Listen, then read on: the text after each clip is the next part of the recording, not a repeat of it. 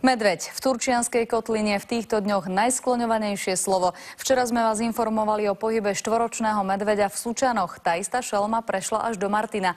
Tam sa pokojne prechádzala pri mestskej plavárni. Keď ale zamierila medzi paneláky, museli zasahovať hasiči a policajti. Kolega Marian Lechan bol celú noc pritom. Pohyb medveďa začal byť nebezpečný okolo 8. večer, keď sa popri mestskej plavárni medveď dostal až ku obytným domom.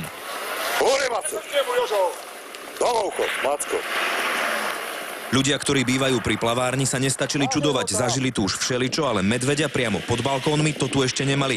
Niektorí už ale presne vedeli, ako Maca odplašiť. Mám takú hrkalku, vrajem, že ju zoberiem ráno, že budem hrkať, že sa zľakne a ujde.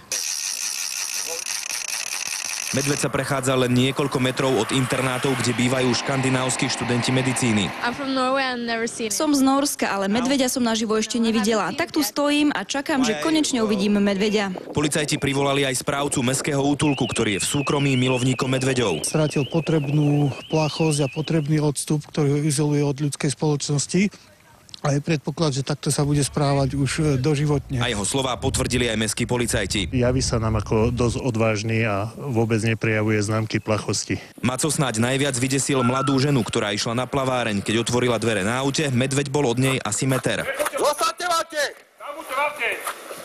Medveďa sa potom podarilo zahnať do rohu oplotenia plavárne. Z dvoch stranov máme ohraničené plotom a z dvoch strán ľuďmi, teda z tejto strany sme my hasiči, z hora sú mestskí a štátni policajti. Poď, Macko, dole. Poď, Macko, poď. O 11. večer prišiel hlavný veterinár z Bojnickej zoo. Jeden z mála ľudí na Slovensku, ktorý môže strieľať z narkotizačnej pušky. Tak teraz, ak sa podarí, ideme uspať medveďa a potom uvidíme. Odborník hneď zistil, že je to samica. Mladá medvedica zrejme vycítila, čo sa na ňu chystá a dlho behala popri plote. Napokon sa to podarilo. Toto sú exkluzívne zábery výstrelu injekcie s uspávacím roztokom z pohľadu strelca.